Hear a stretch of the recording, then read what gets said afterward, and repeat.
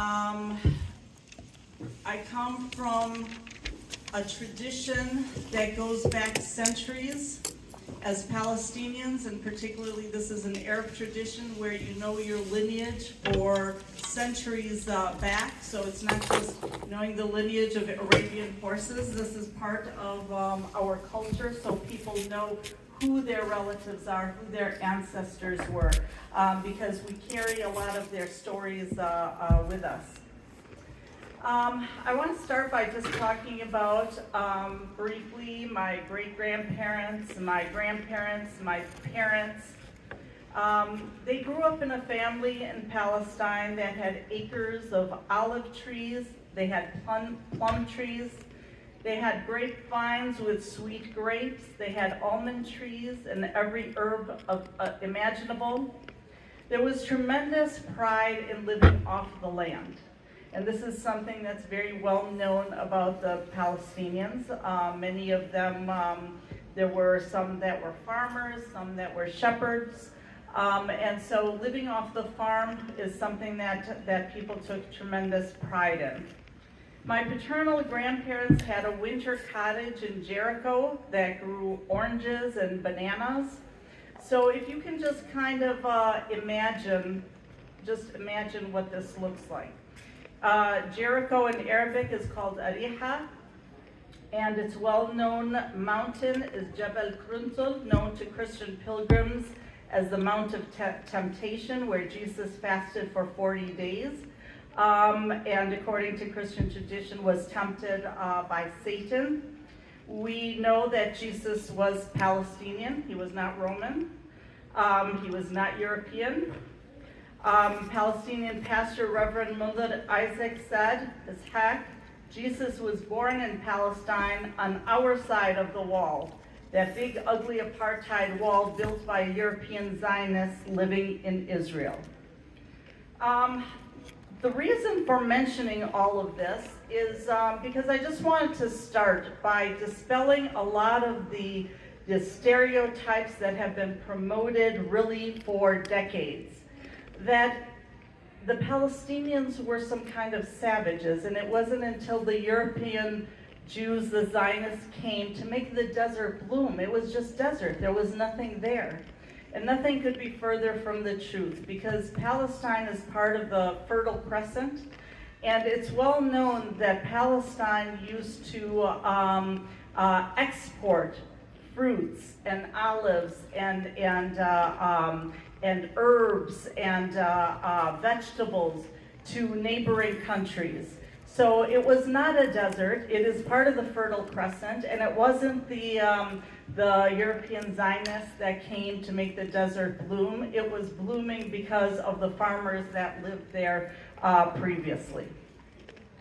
I want to just kind of go through quickly some of the photographs, because again, the idea that somehow it wasn't until these Europeans came, you know, it reminds me really quite a bit of how when settlers came to the United States and exterminated the native tribes, 90% of the native tribes and the people were exterminated, and yet they were called savages. And for hundreds of years, people regarded them as the savages, not the European settlers that came and exterminated them. So it's very similar. This is a photo from the late 1800s, early 1910, and you can see that Palestine is built. It has buildings, it has mosques, it has churches, it has people, and they're thriving. So again, it wasn't the Europeans that came in to build it up. This is also, you can see just even from the skyline, some of the famous churches and mosques that historically are there, and some of these are the gates to, in fact, Jerusalem. You find, you know, the people would sit in coffee shops. They would, you know, they would sell whatever things that they had. They had families. They lived normal lives. Here they are selling watermelons. And they wore clothes. So it wasn't, it wasn't as if, again, the Europeans had to come and impose some certain guidelines on us. The Palestinians were always known to be, because Palestine and Jerusalem was a place where many people came from other parts of the world for pilgrimages, etc. So they were a very cosmopolitan kind of people, and very cultured and very educated about many different groups of people because of that interaction. So they were not isolated. One of the things that I want to also note is that the Palestinian dress, you will find that based on the embroidery of the dress, you will know what city that person is from. So there was a really rich culture that was involved. Here are people coming out of Friday prayers from the mosque in Jerusalem. And you can see there are, large numbers of people that are participating in coming out of there. And people, we're normal people living normal lives. The picture on your right is a man and woman from Ramallah in 1900. So you can see even then, it's actually a very elegant kind of dress that they wore. And here you can see the Dome of the Rock, and you can also see the Wailing Wall that is sacred to Jews. So you can tell that the Muslims really took well care of the various places of worship for the different communities. Again, you can see this is another village, and these are all before the creation of Israel.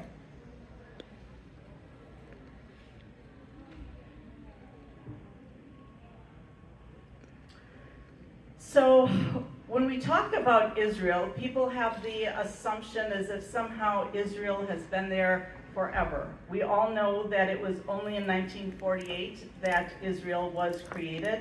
Although Lord Balfour of Britain and the British at the time, the British Empire, had started kind of a couple of decades before that, negotiations trying to find a place for a homeland for the Jews. And it's interesting to me because why do the British Jews or the Polish Jews or the German Jews, why do they need to leave their country? Because it is anti-Semitism. So the way I see it is Israel is probably the biggest act of anti-Semitism, because it was created because the Europeans did not want the Jews to be there. And prior to Palestine, prior to choosing Palestine, and this is not something that is difficult to find, you can research it, the World Jewish Congress had come together in Britain, where they started to evaluate, well, where would be a good place for us to have a homeland for the Jews? And so they looked at Uganda, they looked at Kimberley in northern Australia, they were thinking of Suriname, Dutch Guiana, they were looking at Madagascar, and then for whatever reason they decided on Palestine. So the reason I'm bringing this up is that there was no religious connection to Palestine. The World Zionist Congress was a very secular group. In fact, many of the participants were not religious at all. They just wanted to have a place for the Jews to kind of to live, and then they decided on Palestine. It was really much later that the story of it being something that was promised by God, 4,000 years ago. So we're all supposed to accept the fact that God is this racist real estate broker that just, kind of gives out plots of land based on ethnicity rather than piety. And 4,000 years ago, with total disregard for all of the kind of changes and the dynasties that came through, the intermarriages, the changes in, for example, who's in charge, and even the idea of how many Jews converted then to Christianity, and then also how many later on converted to Islam. This was part of, really, this is part of history that is completely ignored, as if somehow 4,000 years ago, the Jews had a space for about 76 years. That was it. And then they were removed from there, and as if they remained as they were. That is not, that historically that's absolutely inaccurate. There are Palestinian Jews, and they lived in Palestine prior to the creation of Israel. So what you see here is a map. The map is of Palestinian and Jewish land in 1946. Although the Jews in the country made up only about 4% of the population, about 30-some% were Christian, and the rest were Muslim. But already prior to this, slowly, the European Jews were coming and taking hold of certain plots of land.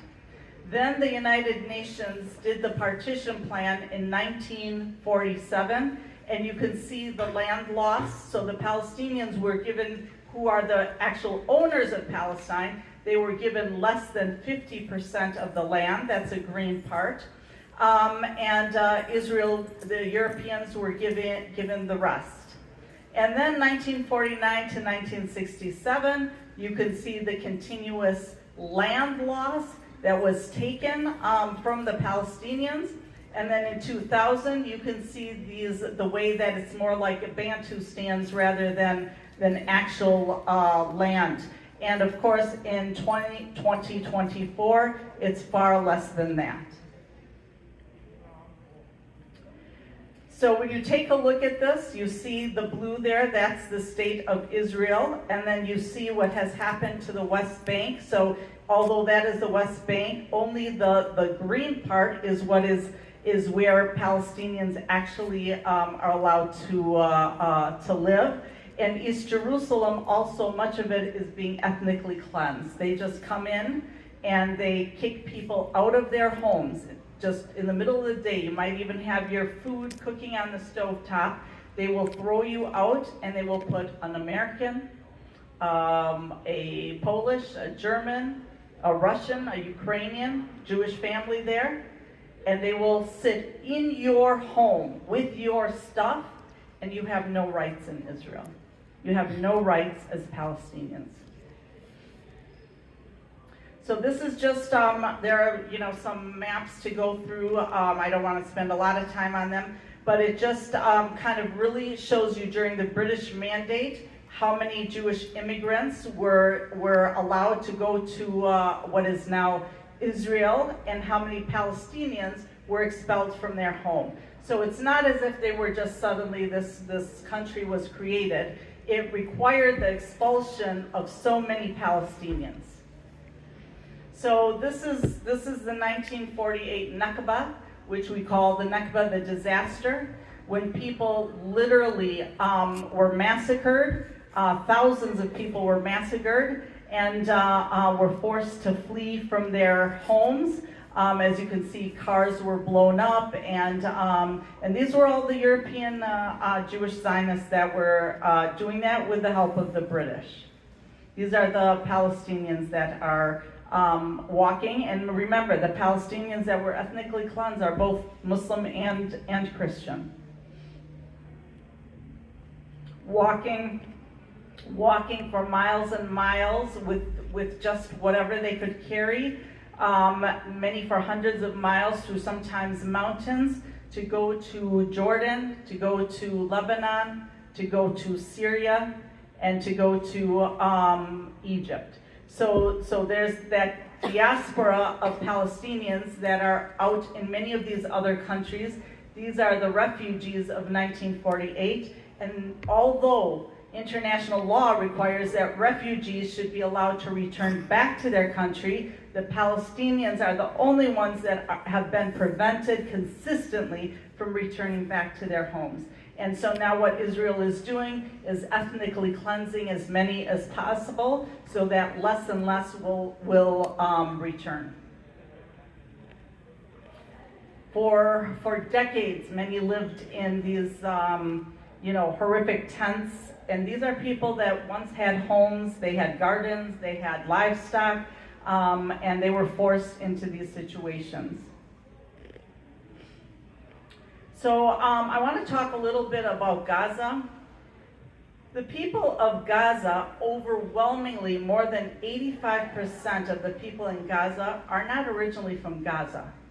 They are the internally displaced. They were internally displaced by Israel during 1948. So those who were in certain parts where they couldn't go outside to other countries, they went to the Gaza Strip at that time. And again, this happened in 1967 and in 1956. So many of these people have been displaced multiple times and have lost their homes multiple times. If you see the line that's going through Gaza, this is an arbitrary line that Israel created to divide Gaza. So basically, the Gazans were again forced into the thin part, half of it that's towards the sea, and they took over the other part that is part of Gaza. So when October 7th also took place, it was the bases were actually on the land that many of these Gazans were forced to flee from. So that's what it looks like. I want to share this with you, and I want you to take a close look at it. When we talk about ethnic cleansing and genocide, the red that you see is basically thousands and thousands and thousands of bombs, many 2,000-pound bombs from the United States that have been dumped on Gaza. So when you are clearing out an entire area like that, no one can tell you this is not ethnic cleansing. This is clearly ethnic cleansing. And the amount of bombs that have been thrown on Gaza, which for those of you that may be familiar with Milwaukee and some of the suburbs right next to Milwaukee, that's the size of Gaza. So when Israel keeps telling them, okay, you have 2 hours, go from the north to the south. So you, with your families, with your kids, with your disabled, with your injured, with nothing on your backs, are supposed to go from the beginning of Sheboygan to Racine in 2 hours, otherwise you're going to get bombed, and you do that on foot. Of course, that's impossible. That's why we have literally hundreds of thousands of Palestinians who are dead or under the rubble. The numbers that we often hear are 42,000 because according to the law, unless you bring a body to the hospital where it is counted as dead, it doesn't get counted. So if the body is shredded, if the body is incinerated, if the bodies are, where you see these 6-7-story buildings housing hundreds of families and everybody is under the rubble, none of that gets counted. And so there are many human rights organizations that say that when all is done, it's going to be hundreds of thousands out of the 2.2 million. So imagine when you have, for example, 25%, 30% of your entire population that has been killed. And that's not even including those who are injured. And again, this is all provided with American bombs. And, I think many of you have seen Gaza. Gaza, I want you to know, because they have been under siege for so long, they focused much of their energy on education, where individuals have not 1 degree, a lot of times they have 2, 3, 4 degrees, because they're stuck in this location and so they try to find jobs, and they continue to get educated. So Gaza is actually considered one of the most highly educated populations in the world. But as we saw, so many of these people have been killed, and have been, so many of the children, with more than 75% of those killed being women and children, intentionally targeting women and children. There is not a single university that remains. There is not a single hospital out of 36 hospitals that remain. There is not a school that remains. Even the United Nations schools have been bombed. 10 cities have been bombed. Almost 200 journalists have been specifically targeted and killed, again, as an effort to silence and to prevent the story from coming out. People that have gone there say it's nothing more than apocalyptic. It's absolutely beyond belief. But the Gazans are also very religious people. And I think that's what has sort of captivated us as we've seen their sense of faith and dignity as they're being exterminated, how they have this strong faith in God, and they never lose hope in God.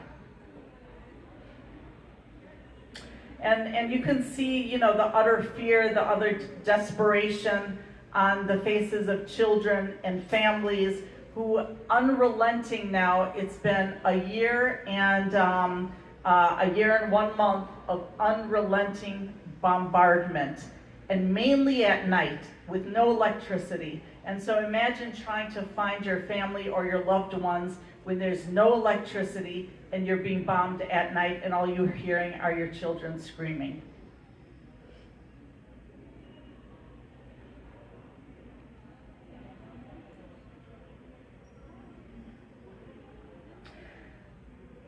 The United Nations has called Gaza the graveyard of children, and it is now has the highest concentration of children without limbs. So when you're told to move and you have someone in a wheelchair and there is no wheelchair, how do you move them? How do you move people out of a hospital? That's where so many of the doctors and nurses have been killed, because they refuse to abandon their patients. And so they bomb the entire hospital, and the babies in the incubators, whoever happens to be in there. These are, again, people just constantly being forced to move from north to south, from south to north, from north to south. And mind you, no food, no water, deliberate dehydration, deliberate starvation, deliberate efforts to not have any kind of medicine, and they have even the animals. If unfortunately, some of you, I think, probably have access to some of the videos coming out of there, but all of the national news does not carry that. This is the first time in history where the people who are committing a genocide are documenting every aspect of their genocide that they're committing, and the people who are the victims of the genocide are documenting their massacres and their deaths.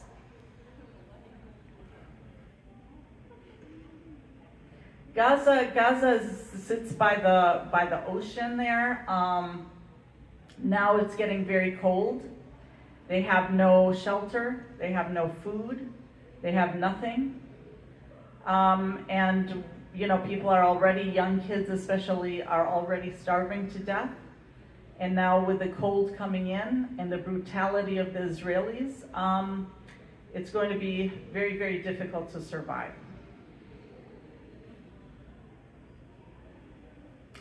Another thing that often people are not aware of is that even in the West Bank, they have checkpoints.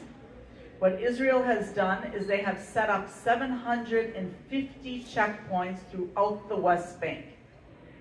Not inside of Israel, on Palestinian land. That's supposed to be Palestinian land, governed by the Palestinian Authority. And so if you want to go to school, you have to go to through these checkpoints. If you want to go to work, you have to go through these checkpoints. If you want to get to the hospital, you have to go through these checkpoints. My aunt died at one of these checkpoints trying to get through to go for dialysis. She tried 16 times, and every time these little 19, 20-year-old soldiers found it funny to tell her, today's not your day, old woman, just go back home. Try again tomorrow. This is the reality of what Palestinians live through. So when we talk about Israel as a racist apartheid state, there's the facts on the ground to show that. And many times people don't, they can't get to work. With this apartheid wall, what if you need to go to feed your livestock and they don't allow you to go there? What if you need to milk your cows and they don't allow you to go there? And then they'll open up the gates sometimes, and they think it's really funny to see people just racing through, trying to get through as quickly as they can, and then they'll suddenly close it. And so if you didn't make it out there, too bad. You're not going to go to school, you're not going to go to work, you're not going to go to the hospital. These are the doctors and nurses and x-ray techs from Al Shifa Hospital. I don't know how many people saw these. These are professionals that were in a hospital taking care of children in incubators, taking care of women that are delivering babies, taking care of the ill. And Israel rounded them up, took their clothes off to humiliate them, put them in miserable conditions and tied them up and left them to sit there for about 48 hours straight, like this.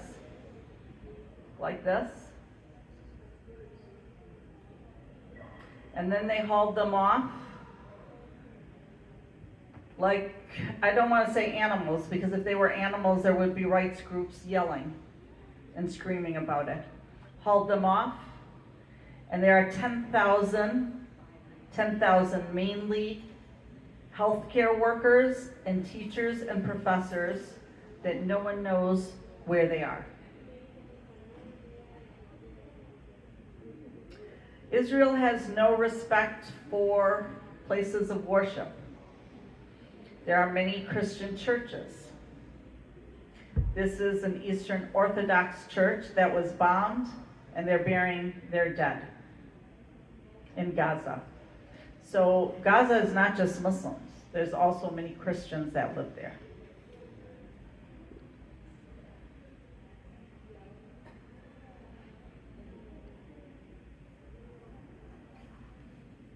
Christians and Muslims stand together in the struggle against this apartheid regime.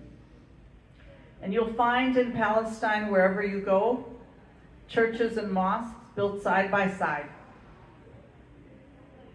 This is a holy land for all faiths. This is when they bombed one of the churches.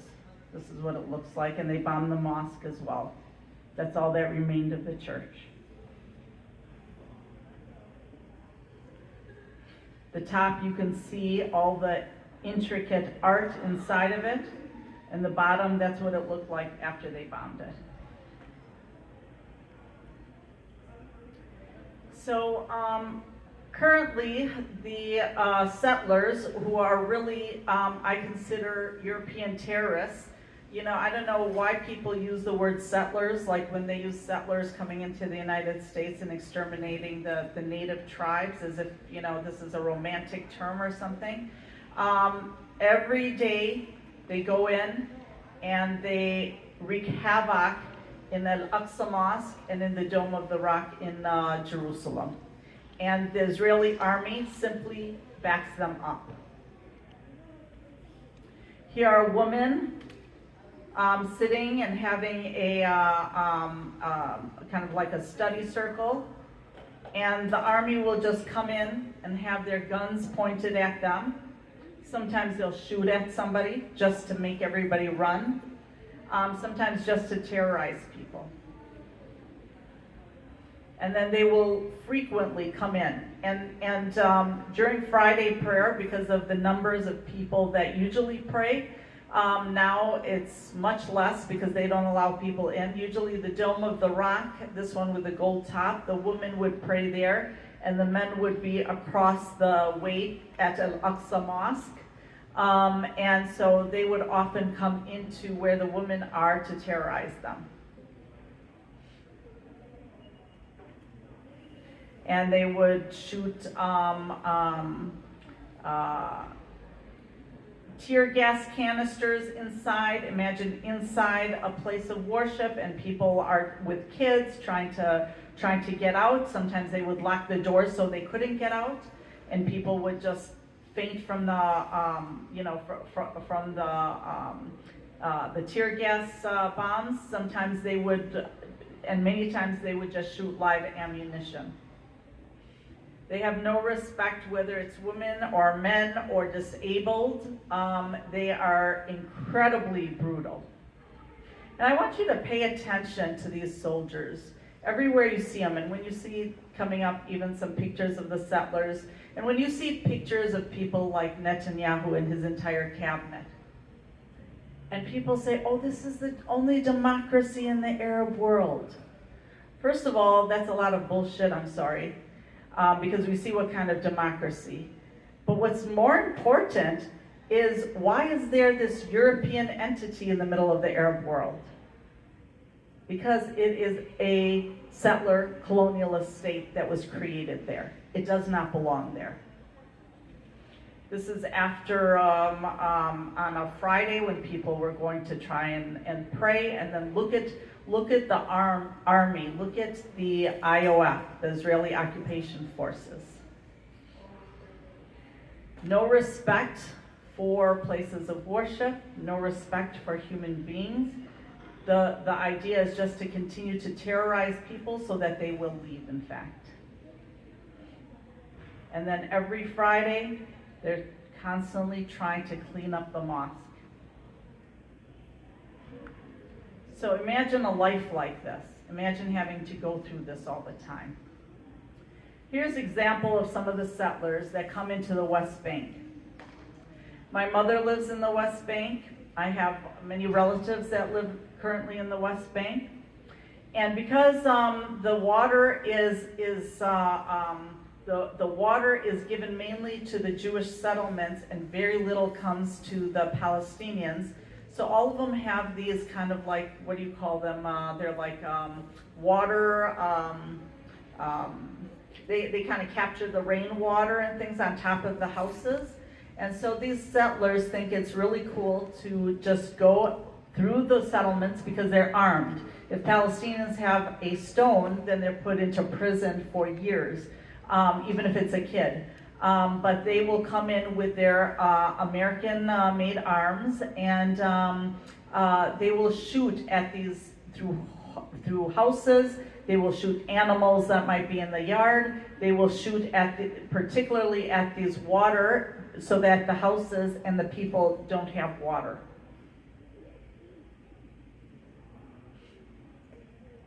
And then they'll go into the marketplace and just tear up and vandalize and destroy a lot of the businesses and the products in the businesses. And considering, because of the situation that the Palestinians live under, these are, it's very difficult for them to have the money to be able to replace these things. Here they are, they think it's really funny to come into a children's playground with their guns to terrorize Palestinian moms and kids that might be on the playground. And I think this is really disturbing. These are the female settlers, also armed, shooting at Palestinian homes while they're bringing their kids with them.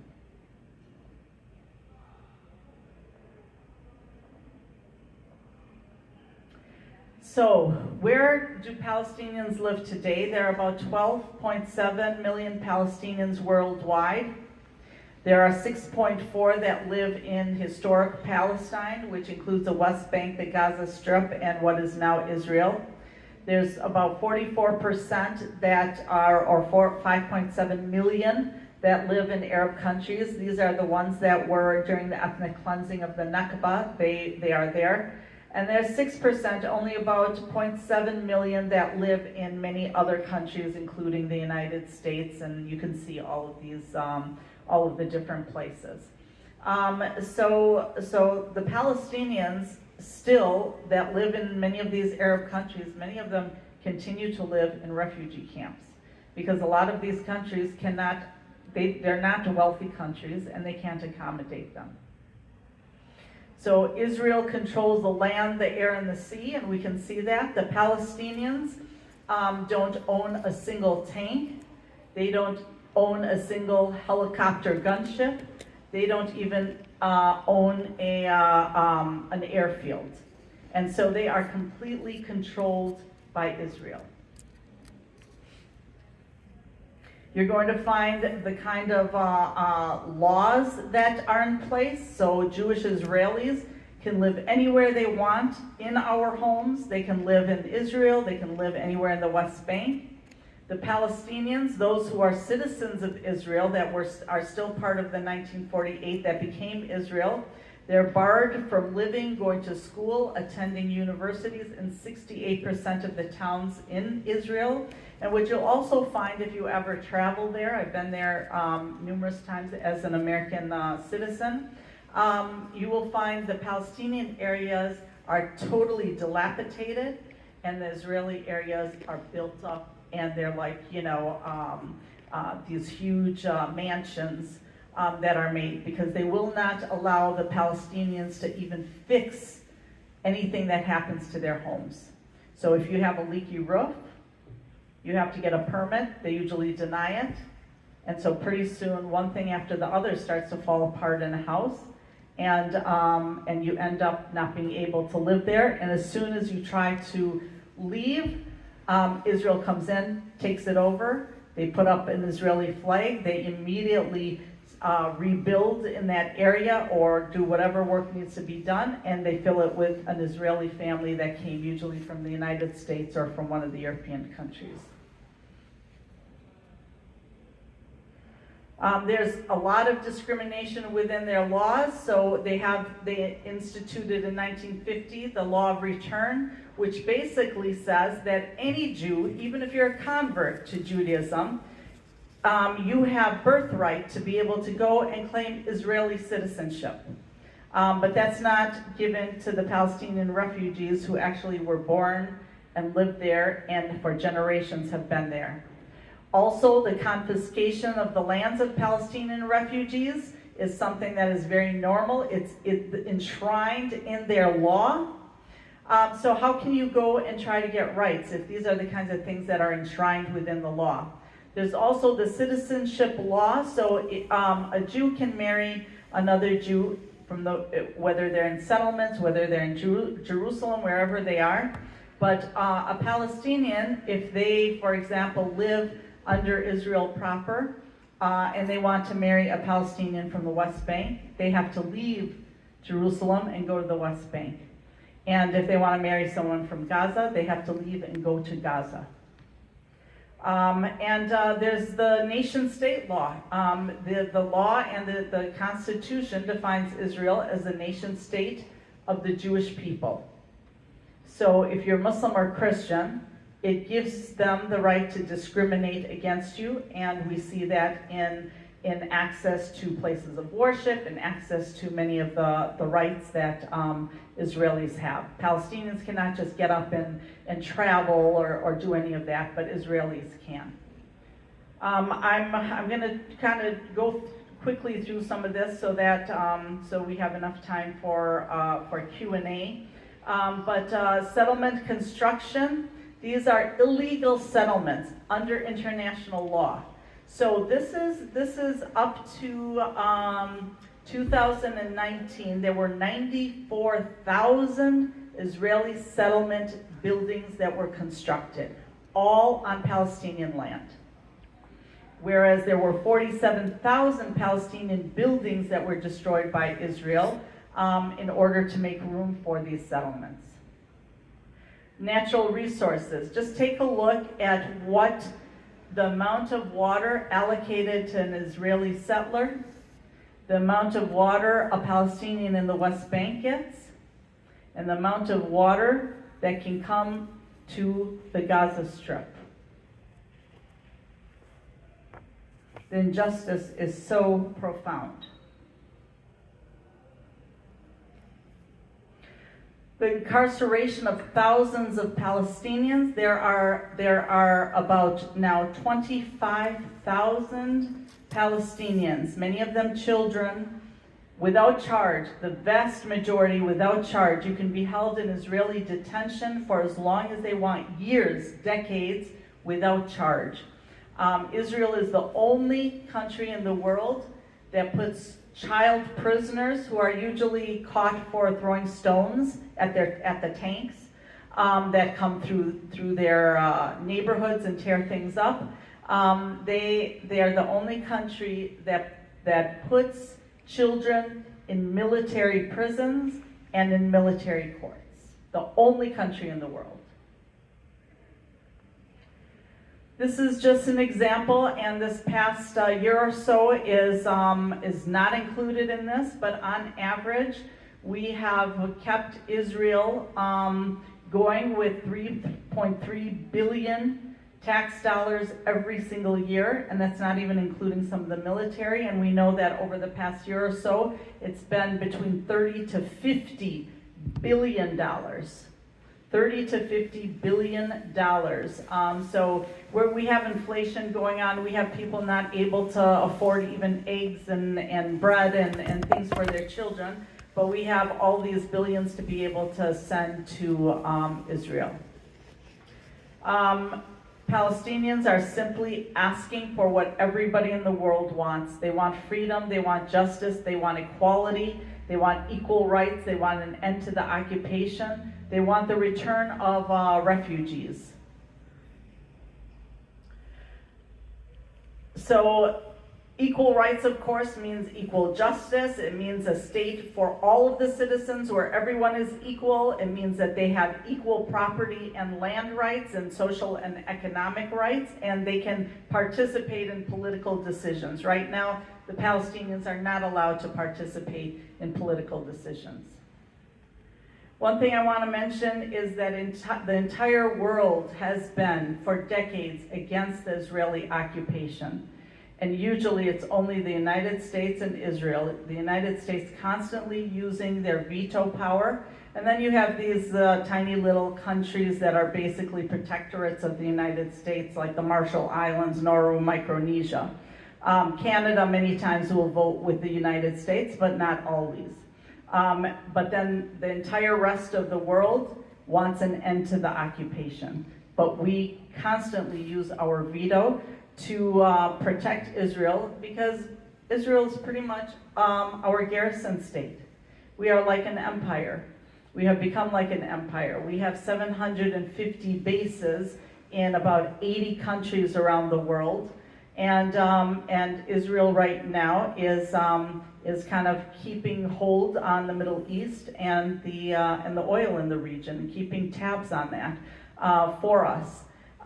So that's why the United States has been actively involved in this genocide. There's a deliberate attempt to finish off the Palestinians.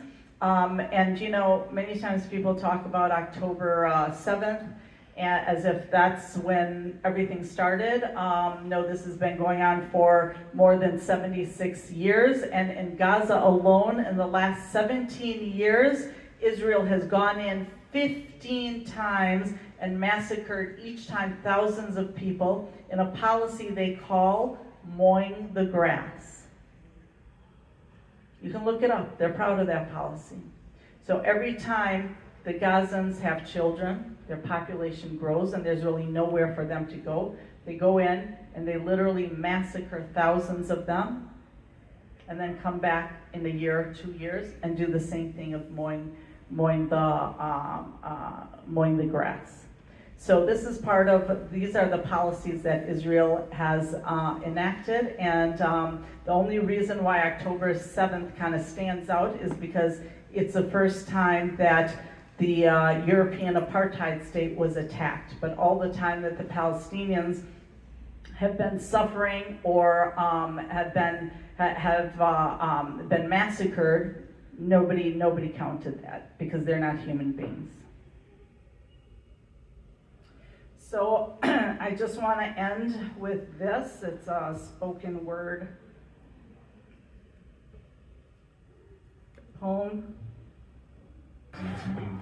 We begged for a ceasefire, yet you continued to refuse. We screamed genocide, yet you said you needed more proof.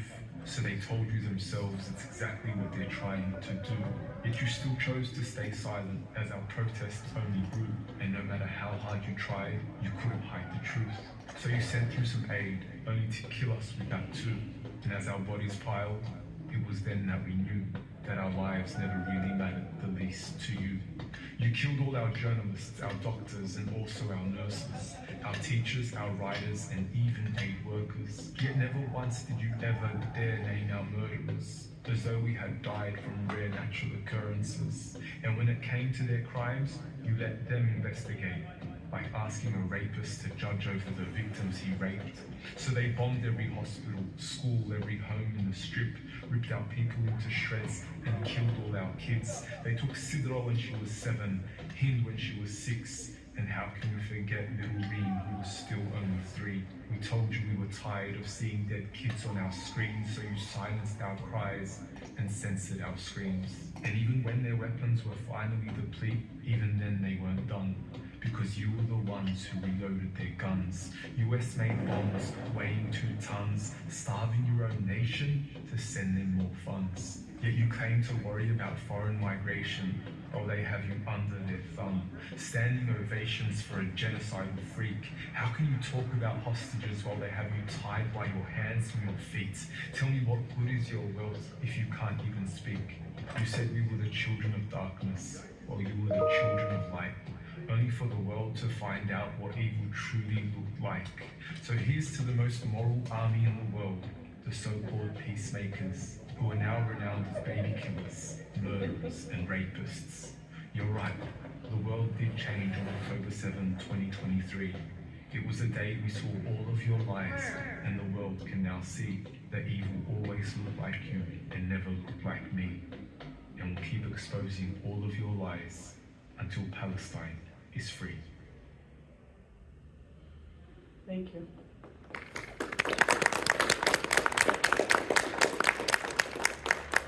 So if you have any questions at all, I know there's a lot of things I still, to cover, but there's not a lot of time. Is there anything the United Nations can do without U.S. approval?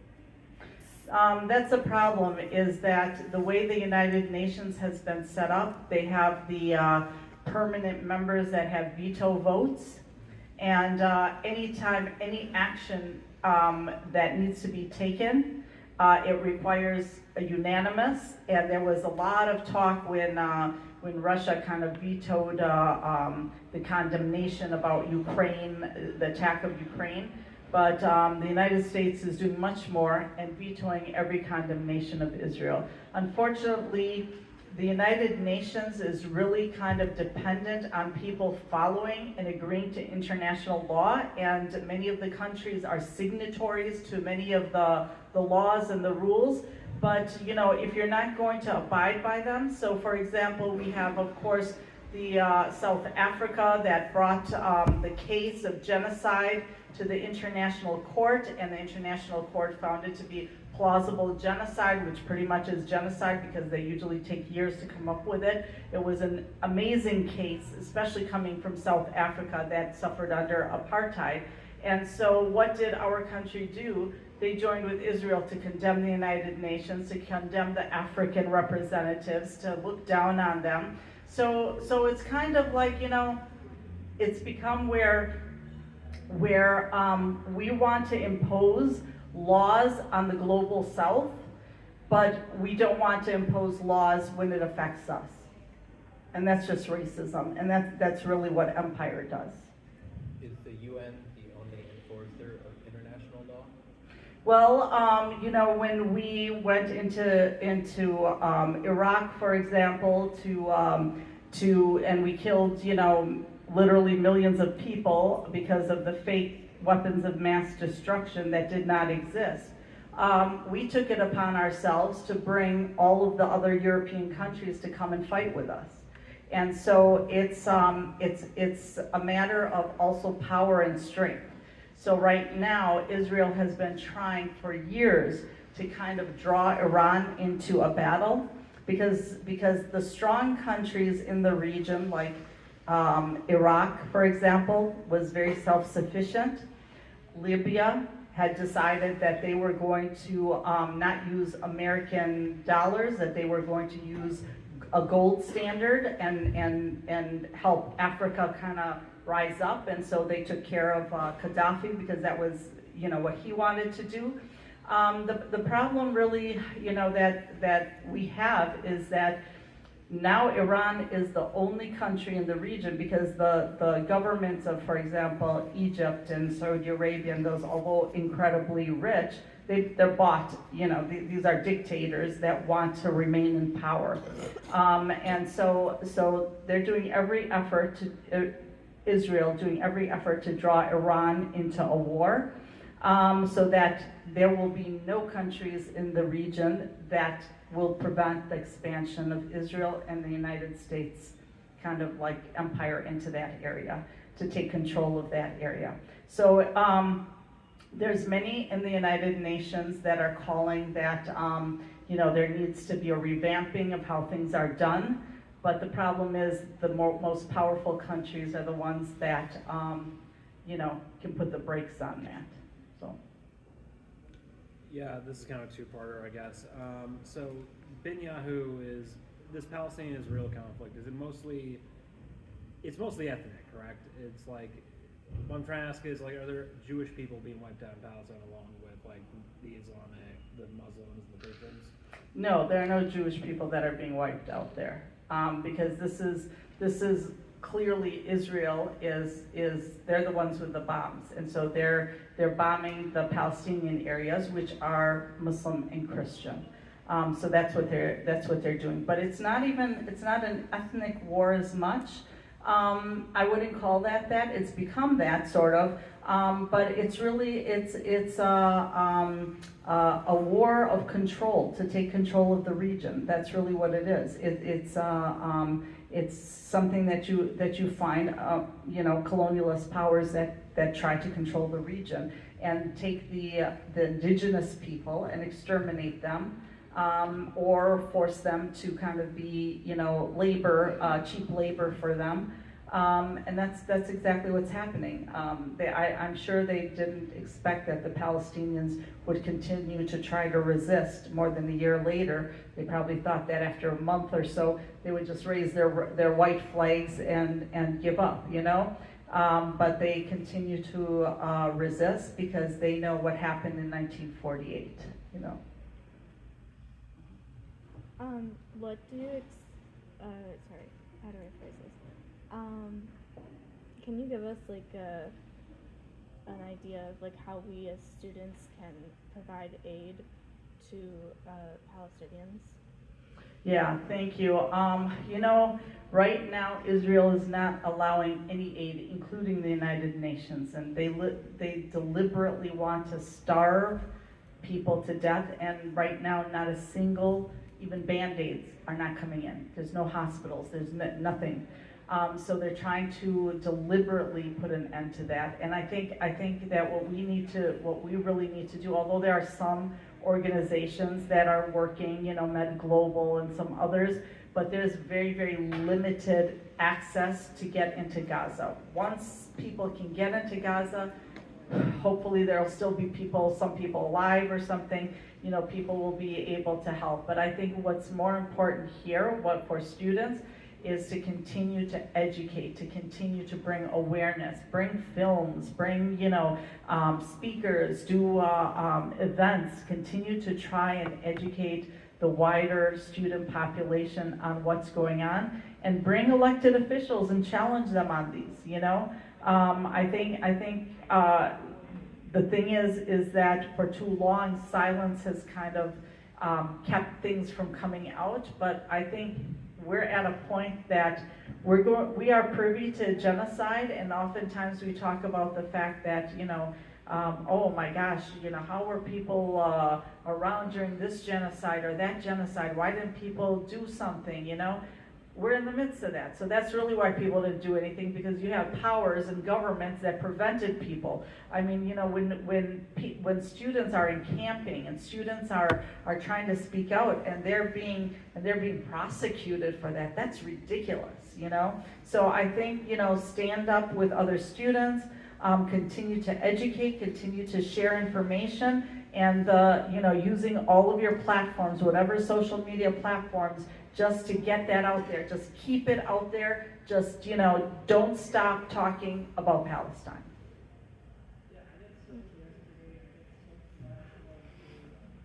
I've tried to talk to people to get more students involved, but I feel like the second they see the flag, they look away. So do you have any advice of how to get people like interested? Yeah, this is again based on the kind of indoctrination that we have been, you know, that we go through here. I mean, you know, for many people that think that we just had an election, that there were a lot of, you know, individuals that did not vote Democrat, although they usually vote Democrat because of the genocide, because of not distancing, you know, herself from the Biden administration on certain things, and people are having really rough economic times while we're sending billions of dollars out there. And CNN came out this morning and was saying that, well, you know, one of the reasons she lost is that the Biden-Harris administration were not committed enough to Israel. So this is the kind of garbage that we continue to hear. And I think that we need to just, you know, destigmatize that. Palestine's been made into a bad word, you know, because why? Because people don't know the real story. Again, it's just like when the indigenous Indians here, you know, they were called savages. For how long were they considered savages? Their lives didn't matter. They were dealt with, nobody paid attention to them. People looked down on them. So the media is complicit in a lot of this stuff. So we have to just continue to educate, continue to talk about it, continue to find opportunities to bring more information out there. I have a question. Is there really nothing that other countries can do, like really big countries, or would it just like cause a war? Because I'm confused. Like there could be like a secret mission or something, because these are a lot of like human lives that they're being killed for no reason. Like, I mean, yeah, there is like a bigger agenda, but it's like it's still, you're killing innocent lives just because you want to dominate a region. And so like that's why I'm confused. Is there no like other like big countries who are like willing to like? Yeah, it's say, like, again, like, it's to come up against the United States is very tough, because the United States is a very powerful country, and with some of the NATO allies, they cover for each other, you know, because many of them were former colonialist countries, you know. And so even in the Middle East, and look at Yemen, you know, they got the Yemenis doing what they can, but they're being bombarded. They've already killed 300,000 Yemenis.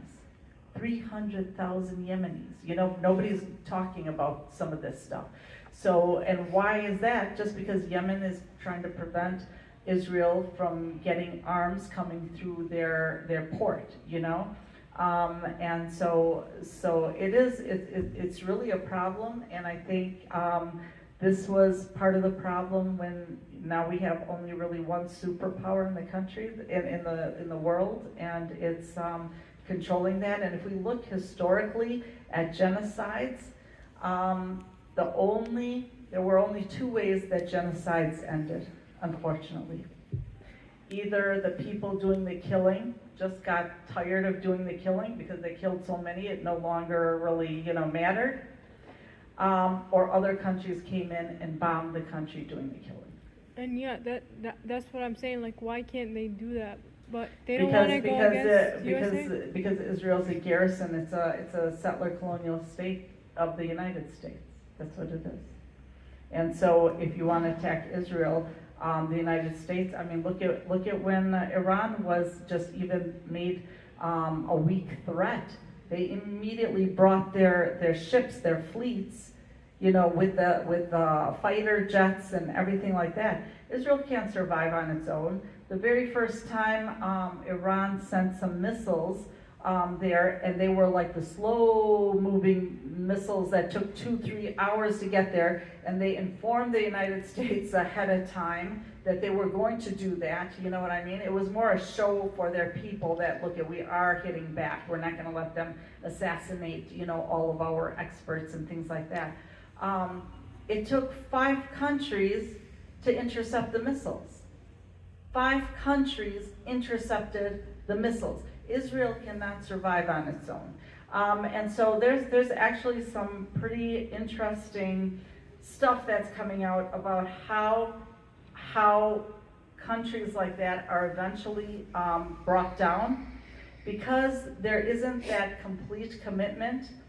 So many Israelis, because many of them are Europeans, we know tens of thousands have already left the country. Tens of thousands.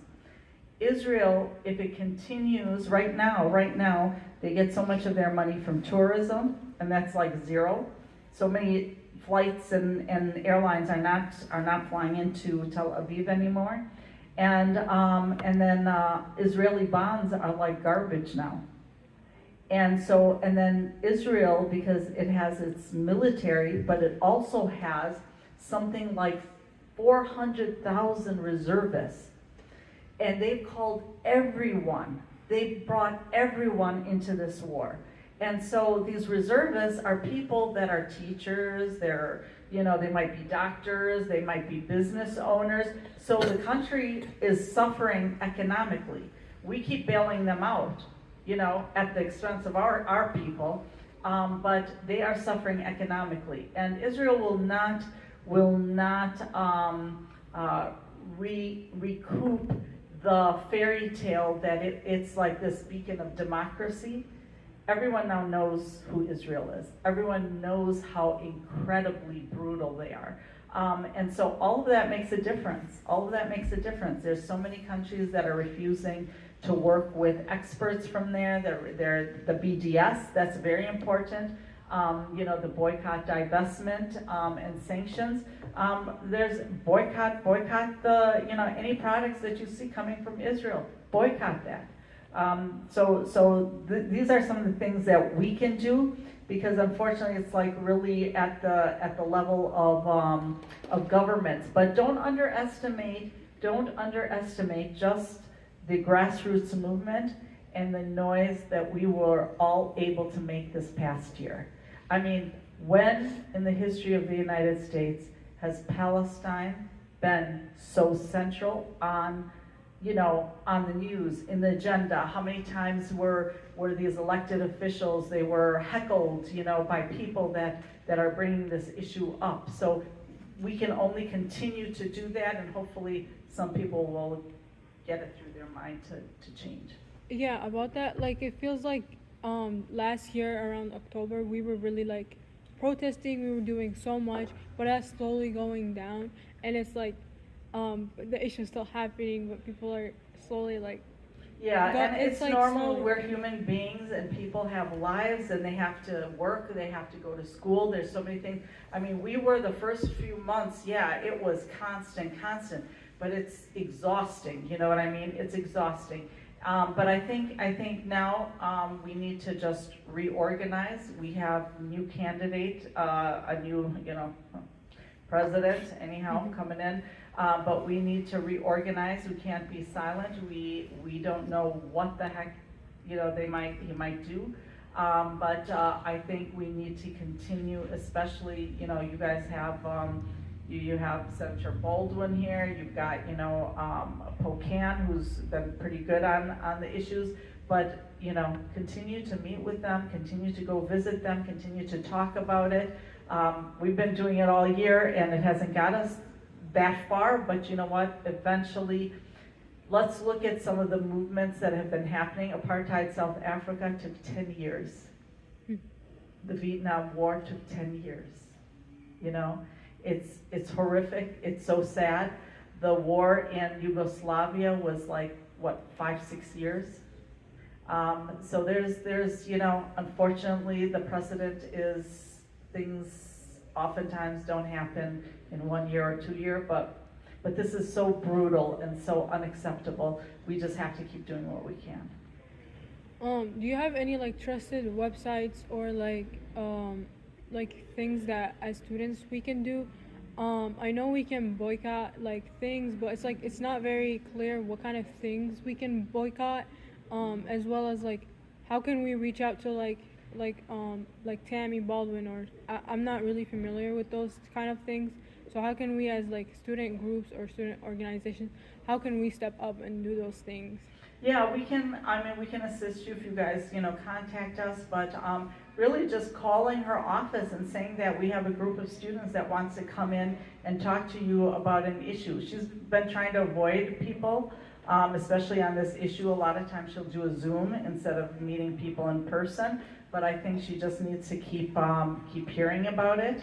And I think that, you know, we need to just continue really, like I said, educating the student population, because it's really when you have a groundswell of people protesting and it's not the same people, you have to bring other people on board. I mean, I sat and I thought about how people during like some of these talks with when they would come to rallies, and you know, you would have whether it was Harris or whoever coming to rallies, and you'd have thousands of people there, and somebody would yell out something about Gaza or something like that, and you have everybody trying to shush them and be quiet and yelling over them. It's like, really? Really? So we don't even want to hear about this? So education is key. Educating other people. There's so many people that are just uninformed, you know?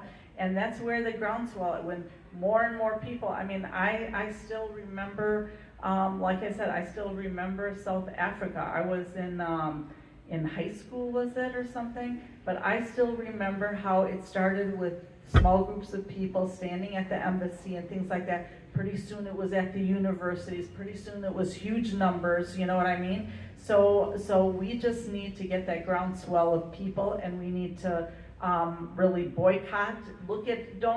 Boycott lists are very long. Look at maybe the top 10 things and just focus on, these are things I'm really not going to use. I'm not going to buy Starbucks, you know what I mean? I'm not going to buy Sabra hummus. Focus on things that are making money in the settlements, in the Palestine, in the West Bank, that is supposed to be illegal settlements, you know? I think there was another question. Mm-hmm. You mentioned like staying educated, and given the U.S.'s role in this issue, is there like any ways you recommend spotting like propaganda or anything that might be like misinforming people? If there's like stuff coming out, you mean, that's misinforming people? Yeah, like giving like how the U.S. is like supporting Israel, like a lot of the news channels seem to like spread like a lot of pro-Israel. Oh, absolutely, absolutely. So you have to go to other ones. You need to go to like The Intercept. You need to go to like the Teo. You need to go. There's a lot of alternate media out there that that has amazing information. You know. So if you can just start going through a lot of these, getting your sources from there, first of all, we'll start building up these alternative media sources, and then you also have more information. And I think a lot of young people, honestly, are not watching ABC and CBS and all of these, you know. Many of you guys are probably getting your stuff from social media, from different places, and so you're already in a much better place because you have access. So when you see something that's really kind of impactful, share it. Just share it everywhere. Share it with everywhere, and tell your friends, share it, to keep sharing it. So the idea is just spread this information as much as possible. And it can't be like, once a month or once what, this has got to be constant. People are going through a genocide. It's our role to try to do something. And if it just means sharing on social media once a day, you know what I mean? And not drinking Starbucks or eating Sabra hummus or something like that, that's the least we can do. Thank you. Mm-hmm. What's your thought on doing DEPCA protests? I think it's really split where it's like half of the professors I've talked to have said like, no, like we shouldn't be celebrating, and the other half are like, it's a cultural dance and whatnot, and so like you're educating and getting people involved. I think that any time you're able to really bring life to your culture, I think that's great. I think that doing a DEPCA at a protest, because we're not going to sit and cry about our culture. We're proud of our culture. You know what I mean? And so why not highlight that? Let other people know the DEPCA. Teach the DEPCA to everyone. Have things where you have, let's say, Palestinian food. Events where you have Palestinian food, and bring people to come dressed in their Palestinian outfits. It's all about educating and really bringing life to the culture that other people are trying to destroy. So you want to raise up that culture. Yeah, no, you're not celebrating a genocide, you're celebrating your culture, and that we should do that all the time.